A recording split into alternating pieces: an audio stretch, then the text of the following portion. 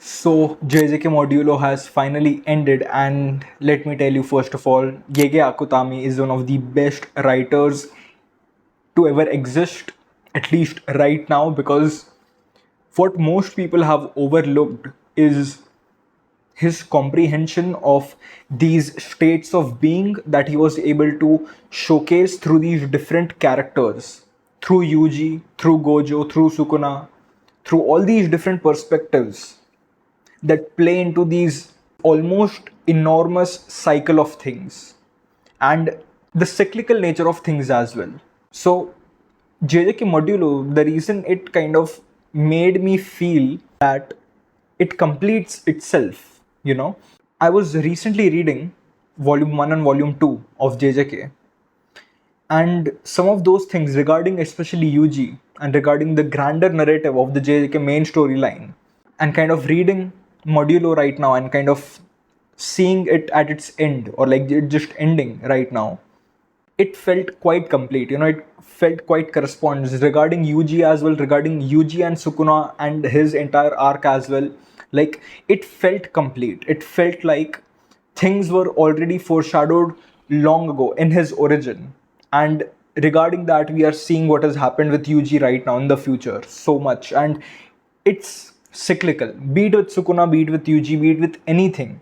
The entire nature of the world is cyclical. Everything happens and everything has already happened, and it is going to happen again and again and again. And in here we have a character like Yuji, who's literally who will literally throw down his entire life to protect this entire world. Like, the amount of self-sacrifice that Yuji has done to keep things in check, to keep things balanced, it's amazing. So at one hand we have a character like Sukuna, whose presence literally destabilizes the world. He lived in a very destabilized world where literally Sukuna is here and everything is tilted towards him. And then one fine day Gojo is born. So again the balance of the world shifts. But with Yuji, you have this perfect balance, or at least he sustains this perfect balance because he himself is half curse and half human. And a very missed point of the entire JJK series is its philosophies and its true nature of things. Like, Gege Akutami as a writer has done some brilliant things and most people have overlooked it. Most people do not even realize it till date. Now, I'm not talking about the character arcs or the story arcs. No, I'm talking about the more deeper narrative, the more deeper layer of philosophy, not just things being right and wrong and things being about the curses and the humans and people having to live, or why curses are formed because of the negative energy. No, not that. Even a layer below it, the strata of things on which this entire combination of sorcerers and curses and this entire world is based on. So there's this entire layer on which literally all these things work. So again, still people might not quite understand it, but when you look, or at least when you get yourself more deeper into Eastern philosophy of any kind, you will be like, JJK as an entire story is an epic. It's a moral dilemma that has been questioned through these personalities, and yet the conclusion will always be the same. The derivation might be different, the way to look at it might be different, the way things happen might be different, but in the end it's still the same, and it has to stay the same. For without it being the same, there is no point in it. It collapses on itself. The entire point of it is that it has to stay the same. The people might change, the people will 100% change, the personalities will change, the events will change, the occurrences will change, the way the world works will change, yet things are still the same. For a character like Yuji is right there at the center of things. He is this gravital object which is pulling everything towards himself, holding everything himself.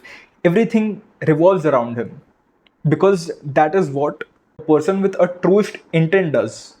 A person of true intent isn't on this side or this side. He is just there. And in being there, the entire world already stabilizes around it. For the world has found its focal point. The world has found its singular point through which it can expand even more. And that is exactly what Modulo has kind of set up right now with Yuji. Because in the end of it, you see, the story is brilliant.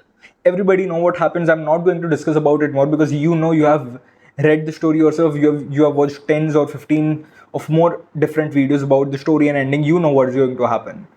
But the entire nature of being, the entire nature of curses, the entire nature of the humans, as it was very thoroughly explored here as well, it is exceptionally right and it is exceptionally correct. Again, people have overlooked JJK than what it actually is. Yes, it is a fun story. It is a good, battle between curses and sorcerers, good, evil, or people trying to kind of create a different type of world. Whereas sometimes you have to create a different type of world, so sacrifices are different, and sometimes you do not want to kind of do it, so sacrifices are different. There are always different forces acting on either side, and there are different coalitions, people acting on sometimes their own will, or sometimes they team up or do something, or anyways, all of that is fine and important as well, because that is why the gears will turn. Otherwise, if you do not have these developments, nothing is going to happen. Like you do not see a sense of progress. But even after the sense of progress, the equation still comes out to equal. The end of the equation is always equal. Like you cannot weigh something up, you cannot weigh something down. The entire point of the main JJK storyline was to give us in the end the battle of the strongest, Sukuna and Gojo, the strongest in history and the strongest of today. Both had to battle, and in the end both had to die, or else the balance wouldn't have been maintained. Yes, Sukuna died through Yuji and Yuta and whatever they did after Gojo's death, but still this balance had to be made. And when now only one who exists, who is the strongest, which is Yuji, literally Yuji is the one who is the strongest right now. I mean, sure, we can consider Dabura, but still, from the earth Jujutsu sorcerers, there is only and only Yuji who is at the pinnacle of Jujutsu right now. And when one exists as the most powerful, it balances the world in and on itself. It doesn't have to take a side. It is the truth, it is the balance. And that is something very well explored in here. And again, like the more you read with